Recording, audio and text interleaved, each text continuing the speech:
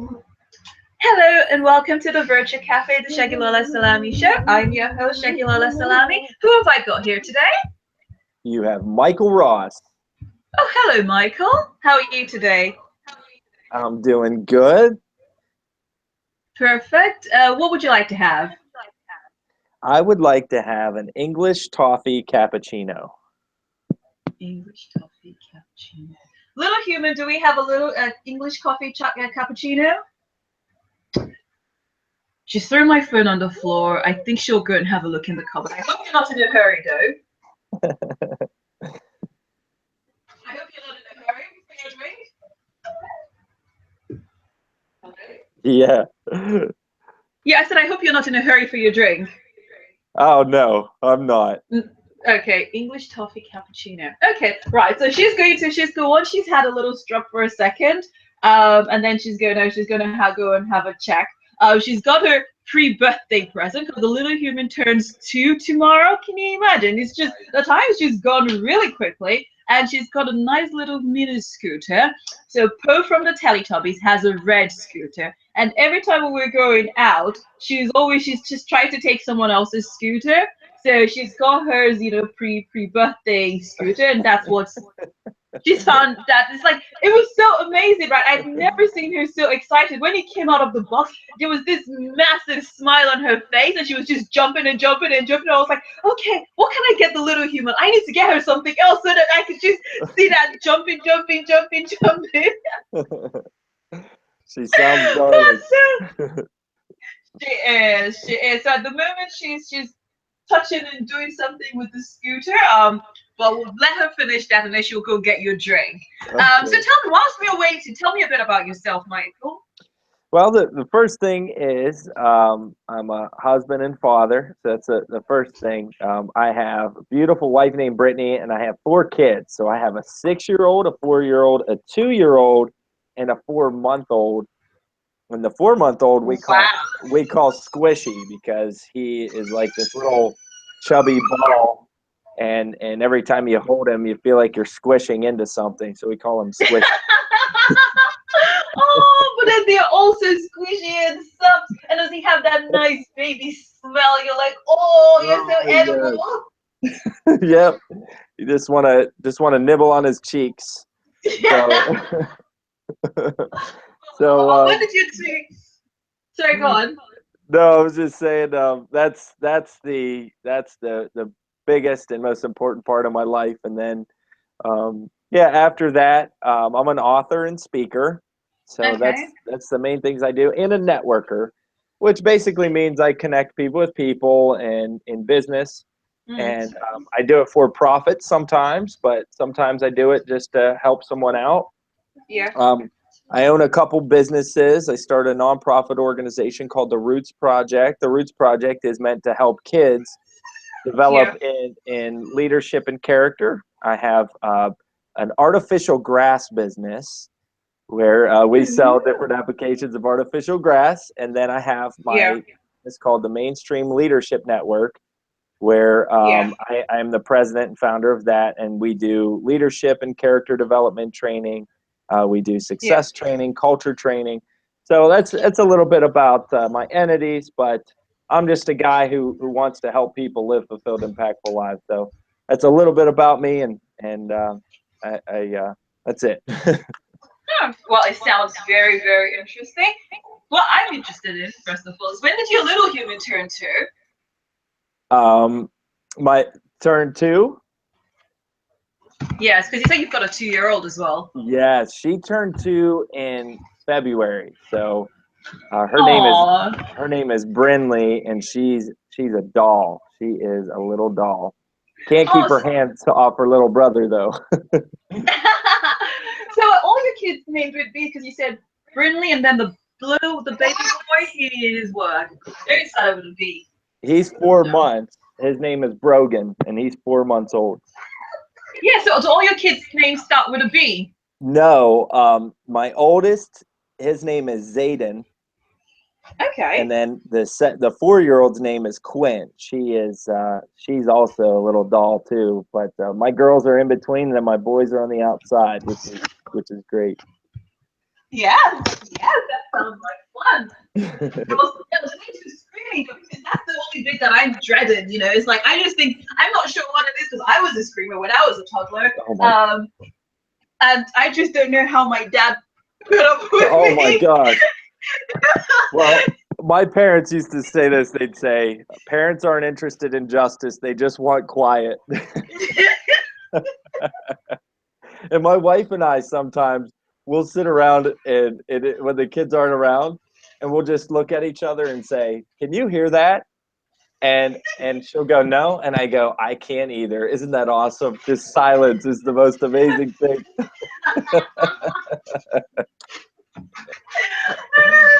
So my friend has said to me that I should just enjoy because the little human that I've got, she doesn't really speak much yet. She's got loads of different words, but she doesn't put sentences yet.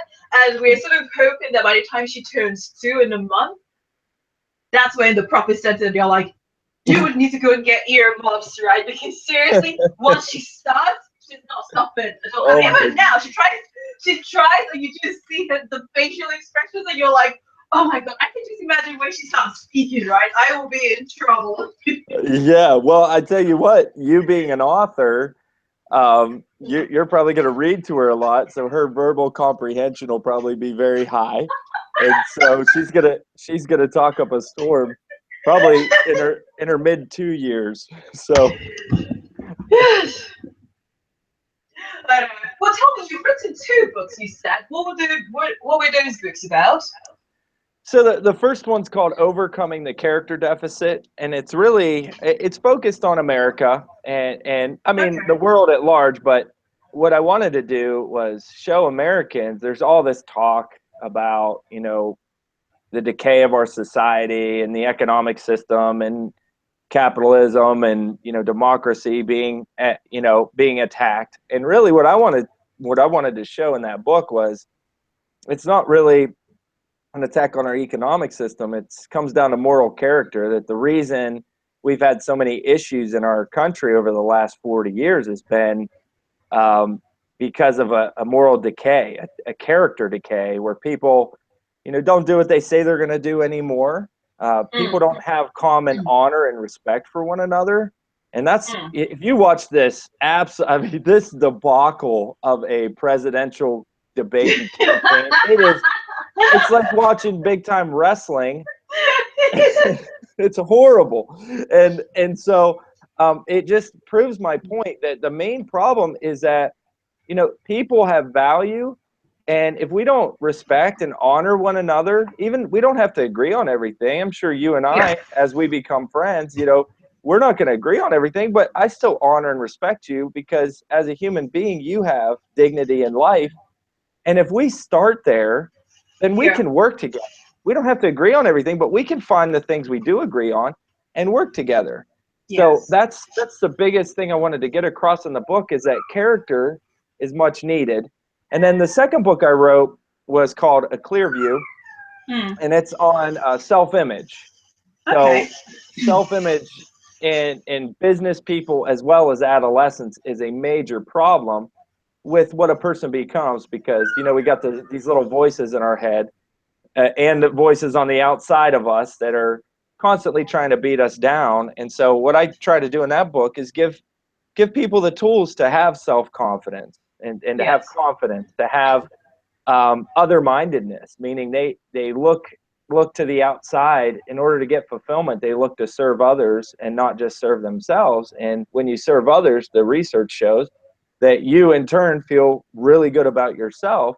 And so I tried to do it reads like a workbook. There's a lot of stories and analogies in the book, but I wanted Mm. people to be able to do something with the book and not just read it and have good, warm and fuzzy feelings. I wanted them to be able to take the things we talk about in the book and apply them to their life immediately. So those are the books, and I'm working on right now. I have another one coming out in March called Creating Culture, where I teach about creating a great culture for your organization, because everybody knows what it's like to go and work at a job that you hate. And most of Yes. the time, it's not because of the work itself, it's because of the environment. And so I, Yes. I teach about how to create a great environment. Yes. did you cover that, sometimes, because I think I've read something that when people hate their job, it's not necessarily the job itself that they hate, but possibly their colleagues or their managers. Yeah, listen to this. This is a great statistic. It just came out by the Harvard Business Review, and they said that when people leave their jobs, 75% said they quit their boss. They didn't quit their Yes. job. So Yes. that tells you everything you need to know right there. Bad Yes. leadership creates a terrible environment. So that's something I hit heavily on in the book. Perfect, perfect, perfect. Now, just sort of going back to your second book. Now you said, just remind me the title again, because I still have 2 years later, I still have baby brain. No problem. It's called A Clear View. And Okay, and the subtitle is Unleashing the Power of a Positive Self-Image. right, okay. So whilst you was talking about it before, it was then sort of ringing, bells in my head. Because I don't know if you listened to the previous episode that I did where I was chatting with another lady, and I did a secret announcement, which I guess today I'm going to do another secret announcement, which is Awesome. making it not even a secret anymore. But hey, so as we're going in the run up to the end of the year, because I can't believe end of the year is fast I know. approaching. So I'm going to be doing a 7-part episode or a 7-part series on child abuse. Um, so basically what the episodes are going to cover. So the first one's just sort of, understanding child abuse, how to identify it, what it is, and I'm having sort of like 2 expert lawyers from 2 different countries, coming to give their opinion about it. And then, the next episode would be, sort of how to get justice. And then the remainder 5 episodes will be covering, the 5 stages of grief. Now, so as you were saying, getting a positive self-image, now what was going through my mind is, now if someone has been subject to abuse, sometimes there's a lot of mental problems associated with it, that they don't necessarily feel their self-worth. They might feel that, maybe they've done something wrong, or maybe they deserve what happened to them. So wanted to read your book, like, do you feel that your book would be able to address those type of situations to help them? Absolutely. Absolutely. And that's, I talk about a lot of traumas in the book because, when somebody goes through trauma, if you break the mind up into just 3 quick categories, or 4, I should say, but you have one that's the essential self. It's who we really are. And then Yes. you've got 3 parts to our minds. And this is rudimentary, okay? But you've got the manager side that is always trying to manage, that's the one that's waking you up in the morning, telling you have appointments, and that's the one that's the really adult and professional side of us all, right? Yes. And then we have the trauma side to us, where most people, it's deep in your subconscious, and most people bury that. They bury it really deep. Yes. And they don't want to Yes. talk about their pain. They don't want to talk about their fears. They don't want to talk about the things that make them uncomfortable.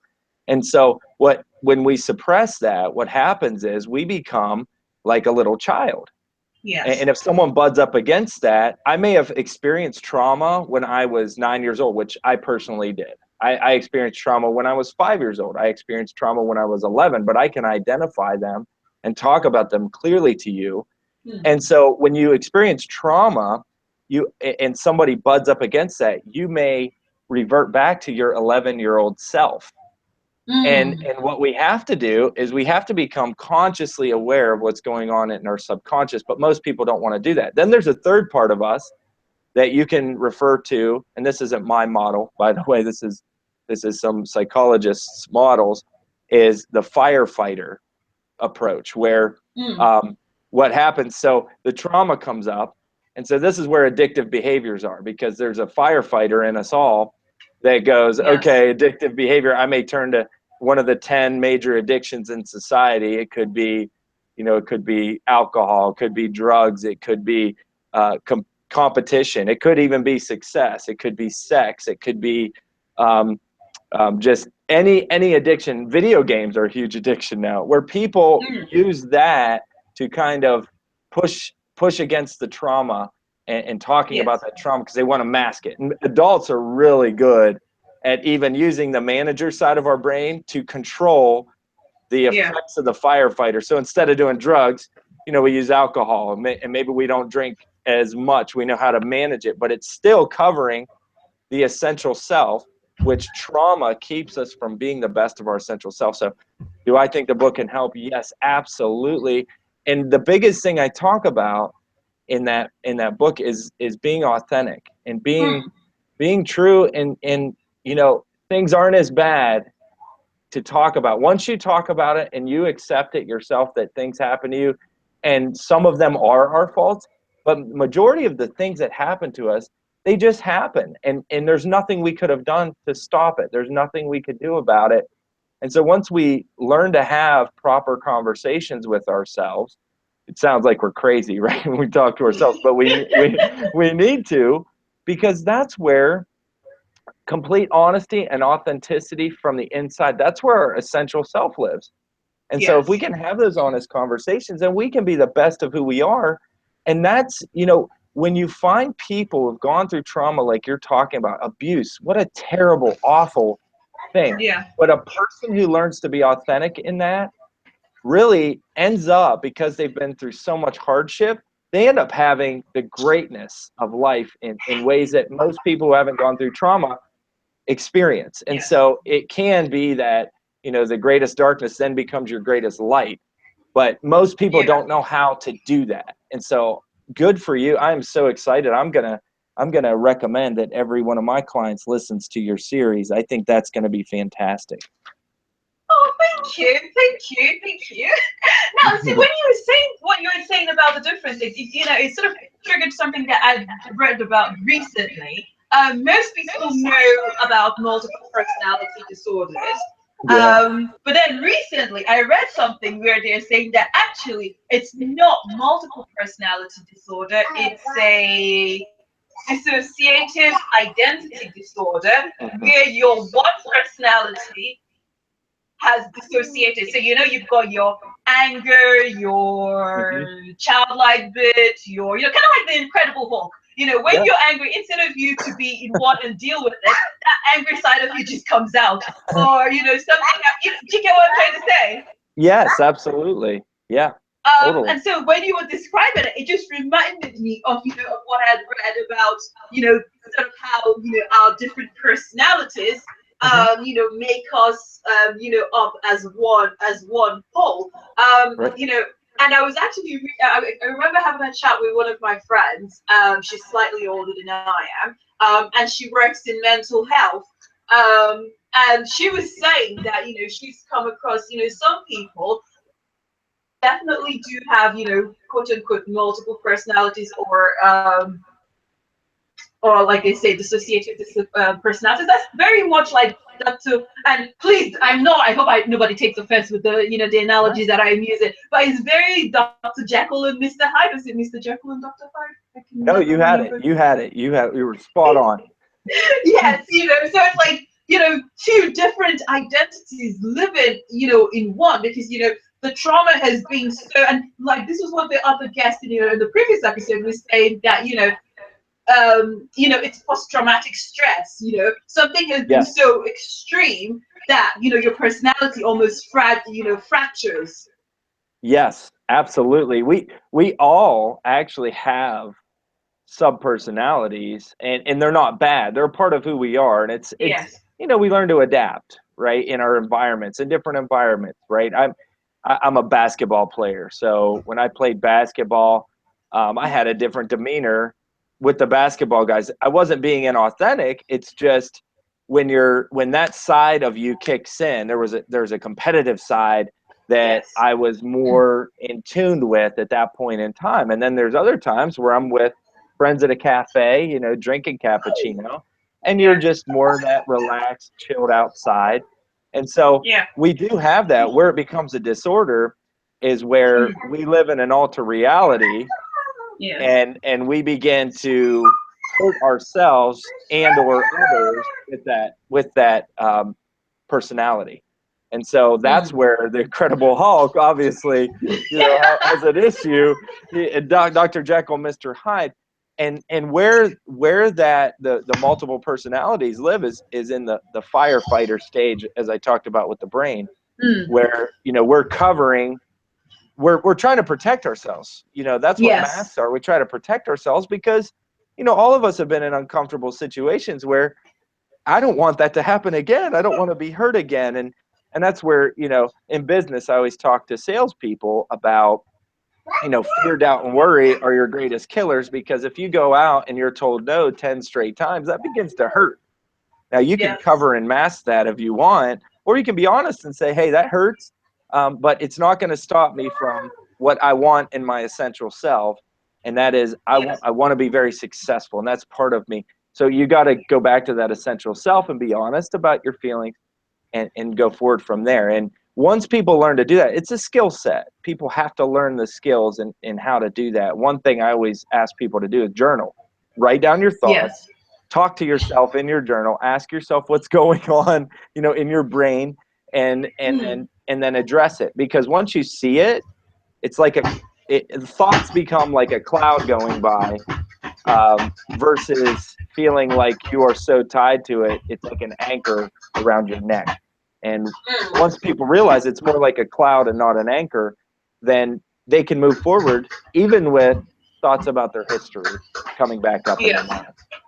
Yes. Yes. So tell me now, what are the different bits in your book? Like, how does it, like, if, let's say, for instance, I wanted to recommend your book, to someone, how, what are the props of your book? Sell your book, be the salesman. Yeah. Well, the first thing I do is I talk about my story, and certainly, everybody has a story, right? Yes. Everybody. I mean, if I were to ask you to tell me your story right now, tell me the goods and bads, and how did you get to where you're at? Oh my goodness, we're going to go through, and there's going to be these high points and these low points, and so I'm no different. And my story, some people think is really cool. And I think what's cool about my story is I've learned to tell it well more than anything else. But my story is certainly not just so much better or different than anyone else. But I share my story at the beginning, and then what I do to the readers, I ask the reader to share their story and to write their story out, and to be honest with themselves about where they're at in their self-image. Because the research shows that 85% of adults have a negative self-image, and what it is people aren't honest with themselves about where they're really at. And so I use the analogy in the book where I say, if you and I were in a car and we went and we got into a car accident, we broke our arms, what would we do? We'd immediately go to the hospital, we'd get it set, we'd get it casted, we'd go to physical therapy, we'd make sure it was fixed. But people go through internal trauma, and they have to, instead, they're told by society, you got to be tough, you got to suck it up, you got to be tough about, life is hard and you just got to be tough. Well, how stupid is that? We would, instead, we need to be honest and say this hurts. We need to metaphorically get our trauma set in our life, be honest about it, go through the therapy that we need to go through, or the coaching, or whatever you want to call it, to get healthy and whole again. And so I ask people to be honest, and not lie to themselves, because we do that on average of 100 times a day. So don't lie to yourself, be honest. And then I walk them through their words, the words that they use. And I ask them to turn up the volume on the words, because words create our world. And so that's the whole, there's 3 sections to the book. The first section is basically turning up the volume on your self-talk, and knowing where it comes from, and learning to have proper conversations with yourself, because our value in ourselves, you can see clearly the value we put on ourselves based upon the words that we use. So I used to use 3 words when talking about myself. I would call myself fat, ugly, and stupid. Well, what would happen is I would act out as a fat, ugly, and stupid person. Well, that didn't do well for me or for society. So I ended up on a jail cell floor because I was destructive it just completely destructive to myself and to others. Not only that, but I used to beat myself. I'd burn myself. I cut myself. There were just destructive behaviors because I felt worthless. So I turn the volume up on that and on words and the power of words and the power of self-talk. Then I go into confidence and how confidence is not based upon, something great in my ability, because we put too much value on what we do and not who we are. So I talk about how character is what brings confidence. I don't even trust myself most of the time because of my multiple personalities. So what I try to do is I put my trust in kindness. That if I treat you with kindness, it's going to work. It doesn't mean you're going to always react the way that I want you to react, but it means that kindness always has a return on investment. If I treat you with honor, same way. If I am a person of perseverance, if I have good preparation, if I live by character, then I can be confident because character never fails. And then finally, that's the second section. Then the last section is on other-mindedness. So learning how to give back. And what I really talk about is how each person has a certain set of strengths and gifts in their lives. And those are the things that fill you up with passion. Those are the things that, the people who live in their strengths and find a vocation in them, they just wake up and live. They don't work. And that's what I've learned to do in my life, to wake up and live and not work. And what I found is people who live there, their gifts are a gift to the world. And so if I have a gift and you give me a gift and you say, hey, give this to our friend, let's just call a person Rennie. You say, hey, give this to Rennie. And you give me the gift and I don't give it to him and I keep it for myself because you told me, it's a nice watch. And I'm like, ooh, I want that watch, and I don't give it away, then that makes me a thief. And so I challenge people to say, your gifts are so important to the world that you must give them with other-mindedness to serve others, because your gifts are actually a service to the world. And when you live there, your time then in business, especially capitalism, your time can become worth $5,000, $10,000, $20,000 an hour, and people will pay top notch to be around a person who lives in their gift. So I don't know if that sells the book, but that is a brief synopsis of what the book covers. It's amazing. Like, I'm speechless. I don't even know what word to use other than amazing. Thank you. It is amazing. It's just amazing.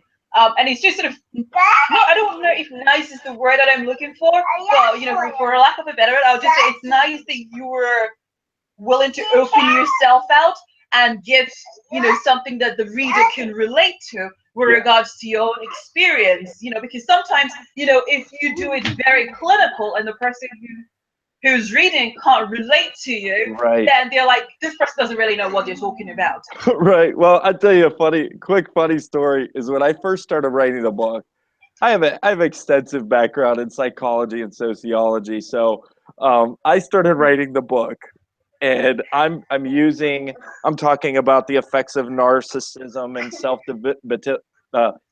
self-debilitating beliefs, and I'm talking about trauma. I'm talking about all this stuff. And it was funny because I'm a practical person. So it's taken me 15 solid years in my life to overcome my own negative self-image. And I'm reading through my book. I was reading through the manuscript, and here's what I said to myself. This book sucks. And I was like, I need to change this. No one's going to relate to this.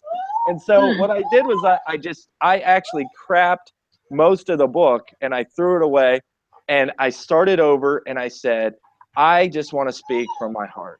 So I spoke from my heart to go, this is not easy. And I tell the reader over and over again, this is not easy to do. I promise you there's going to be challenges, but I do give them, things like accountability or relationships are so important to us when overcoming this. It would be you and I are friends, and I can call you and say, hey, I'm having a tough day. My mind is playing tricks on me, and then they can, you could remind me, Michael, you're a great person.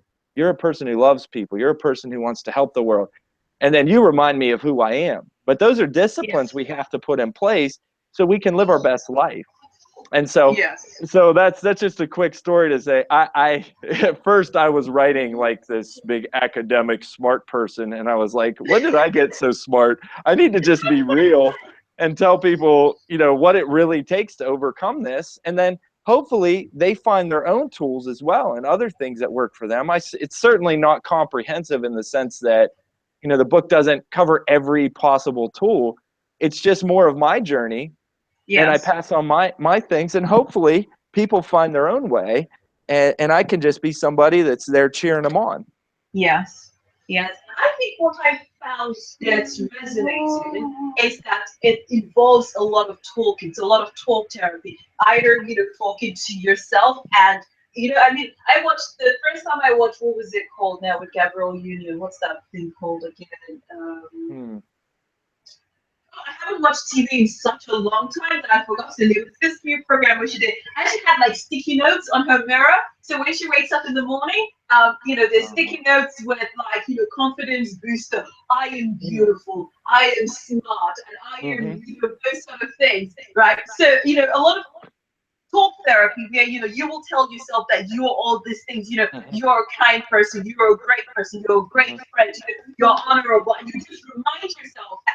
And then as an extra, it's nice when you then have someone when you're, like you said, you know, you're having a bad day and no amount of self-talk is helping, and then you get someone else who you actually do trust.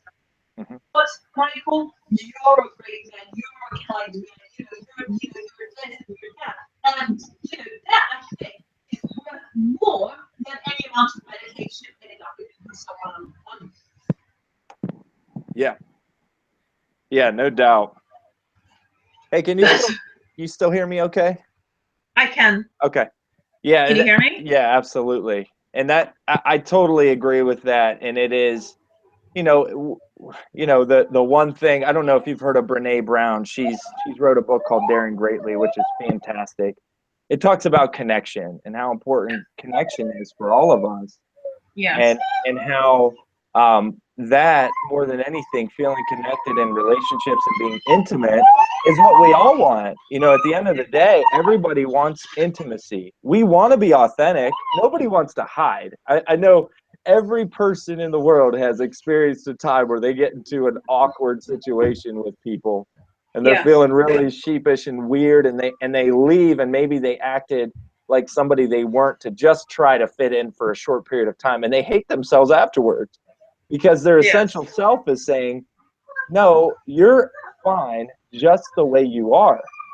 You don't need to put on masks and airs. And everybody wants to live there, but because they're not intimate with themselves or with anyone else, they don't know how. And that's where real freedom lies, is, you know, is when you have complete intimacy with yourself and with others, and you don't have to put on airs. And that's one thing I love about your show, is this is a real environment, right? And there's it's great. And I tell you, you know, I've been in corporate America, I've been in corporate situations so much in my life, and one thing that I always wanted to do was be real and not beat around the bush and all these unspoken rules that people live by. I don't honestly dress the part. You know, I don't fit the part. But what I do is I care about people. And so when I go into a situation, I look at trying to help them alleviate their problems. Hey, sweetie. She's so cute sounding. Oh, is that my little human you're talking? Because yes, she's left his scooter now. Oh, nice. Oh, she's practicing. She's practicing because I really think she's going to start doing loads of yapping very soon. So I'm kind of like, you know what? Let's just cherish the silence for now, because seriously, I think it's going to be like a tap is turned on. Yeah. Like seriously, that's what it's just. I just had that feeling. That's gonna be like a tap is turned on. She turns through, and she's just going, yeah. Because I had a friend, because like she's, you know, when I'm on the phone, right? So because I've got really bad reception at home, and so I do a lot of internet calls. So she doesn't really like me being on the phone. She gets jealous, right? So I'm having a video chat with my friend. Yep. And then she comes. She goes, hello. And then she smiles at the press, and then she goes, bye bye. And she just presses the red button. Oh, And then she went to the press. She presses the red button. She goes, all done. oh, that's awesome. So she's like, yes, you're taking too long on the phone. He's like, it's my turn now. Yeah, Time for a conversation with me. Then she would just go all done. Or when someone comes, visits, and then she's getting tired of the person, she'd be like, bye bye now. And then when the person was walking to the door, she would literally slam the door shut. Oh, It's like, isn't that right? oh, I love it. I love it because I know exactly. I used to work from home, and we have an office now, Yes. but I used to work from home. And the funniest thing with kids is you get on a call with a client or a podcast or anything, and that's at that moment is when they die for your attention, where they all of a sudden, they would come into my office. So my clients are actually really cool with it, because I would tell them ahead of time, hey, I'm working from home. If the kids come in, you're gonna have to, deal with it. And they were all real cool, so they learned their names, and Yeah. Zayden would come sit on my lap, and they would talk to him, and it's just fantastic. But again, going back to that realness is that's real life. We're all going through it. If we mask that and put that to the side, and we start to compartmentalize everything, and I'm not saying there's not appropriate things for appropriate situations, but if we Yes. compartmentalize every part of our life, well, pretty soon we be compartmentalized in our relationships and our intimacy, and then we block ourselves off from what we really want in life. And that's for me what I want to help. I want to help people realize that, in business, especially where I do most of my work, is Yes. that if you just live from the best of who you are, and Yes. whatever you do will be successful. That's a Yes. fact. Now, Mm. I don't think that a person who's meant to be a psychologist should try to be a steel worker, and I don't think a Mm. person who's meant to be a steel worker should try to be a medical doctor. I don't think Yeah. we should force ourselves into positions. I think we need to find out what it is that best suits us and go into that. And then again, your gifts they'll make a way for you. And in a economic system that fits that, you will be successful. You will have all the money and the wealth and the resources that you need. But most importantly, you'll be the best of who you are. And that's what I'm so passionate about. Yes. No, definitely. I totally, get it. I think, for me, I can actually see myself. Well, hopefully, at some point in the future, I'll have some amazing person say, you know what, I'm going to sponsor your podcast and make it, financially viable. But growing up, my dad, he was working from home as well. And so for me, that was my inspiration from when I was a teenager, where I said to myself, I would actually like to do the same when I have kids, work from home, because you get to build relationships with your children, and the things that are important to you, because you can imagine, you spend an hour and a half traveling to wherever your workplace is, and then the same amount of time coming back home, and then you spend 8 hours at work or 9 hours at work. That's literally the whole day gone. When do you spend time with anyone who's important to you? Yeah, right. I'm totally with you on that. Well, you spend 3 hours maybe when you get home, and then they're in bed, and Yeah. then you go and you do it all over again. What if you have a late night at the office, or Yes. that's for me. Like nobody in my organization. We have 10 people in our organization. I don't have work hours for anybody. They come in when they want, and if they have a doctor's appointment, go to your doctor's appointment. If you guys want to take a day and go see a ball game or whatever, go, because for me, at the end of the day, if you produce the results, I don't care, Mm. as long as you do it with character. I don't care how you get it done. I don't care if you work at 11 o'clock at night. It doesn't bother me.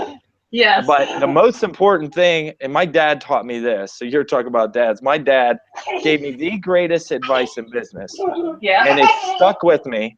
I was all nervous because I was a suit and tie guy back in the day, and I'm going into corporate America. And my dad says to me, before I leave the house on my first day, Yeah. He says, Michael, if you take care of people, money takes care of itself. Yes. And that to me is what I ended up doing. So even when I got into the training business, as you're talking about, doing ads through your podcast, which I think is a fantastic idea, is all you got to do is tell people you're going to produce results. And the results really don't come the way they think they will, because at the end of the day, if you take care of people and you help people find their best and you encourage people, the average person only gets one encouraging word a week.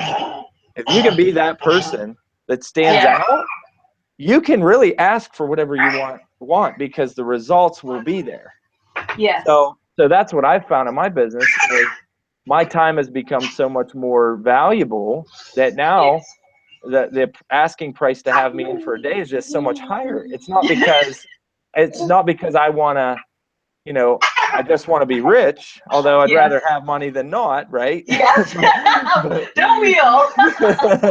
But at the end of the day, what they're getting is tremendous value because they know I care about them, and I put myself in their shoes and try to help them get what they want out of life, and nothing's more valuable than that.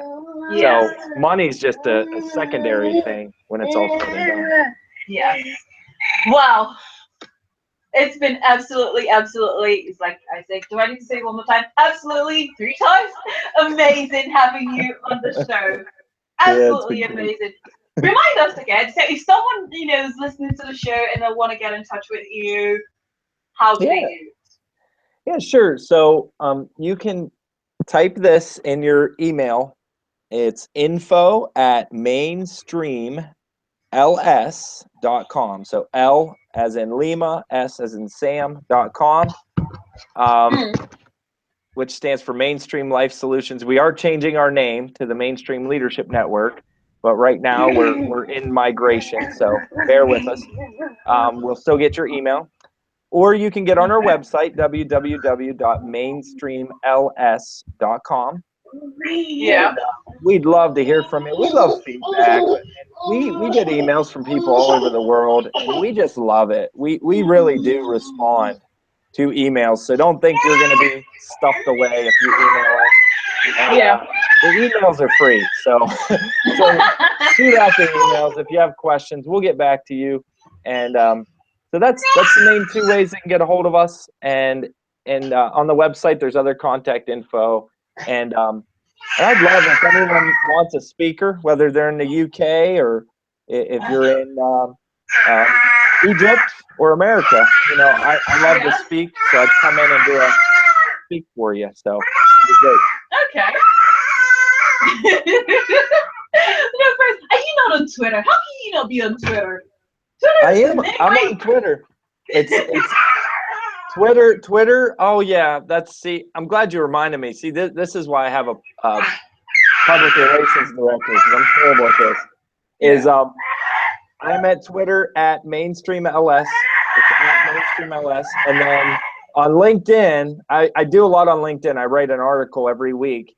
So it's LinkedIn. I'm Michael B. Ross on LinkedIn, and then we have a Facebook page and all that. Honestly, I post things, and then the director of public relations puts them out. I just am not very good at that. So thanks for reminding me. You're awesome. No, that's fine. Because I find, you see, for me, I hate emails, right? Like my inbox just gets filled, so much. You just think, I just leave my inbox like my calendar. So when I see people's name at the top, it just means that that's the latest thing that I need to do. And then the bottom is stuff that I'm supposed to have done, I've probably not done. Whereas I find that Twitter is good for communicating with people. You build new relationships, so I'm like, oh, hello, and you just start conversation. And it just feels like you're chatting with your new friends that you just met. Yeah, I'm gonna add you right now. Okay, perfect. So it's at Yetunde one. So that's IYAYE. I found you. Oh, perfect. Oh yes, you can also use my name as well. Okay, so I am following you right now. Boom. Perfect. Thank you very much. Okay, so any last words for everybody before we call it a day? Everybody, just find out who you are and what you're meant to do, and go do it. Okay. Remind us again, baby brain. What was that book called? Your one? Yep, A Clear View, Unleashing the Power of a Positive Self-Image. Perfect. Thank you very much for coming on the Segilola Salami Show. And I hope you'll consider coming again sometime soon, because I do love it when people come back. It makes me feel good. We authors, we love our egos being stroked, right? And I am not an exception, okay? I'm an attention whore. Like, stroke my ego and tell me how fabulous I am. It just makes me feel good. I'm not shameless. I will say it as it is. Okay, I so love it. I hope you will come. You will come back again sometime soon. I would love to. Thank you so much. All right, then. Speak to you soon now. Bye. Bye.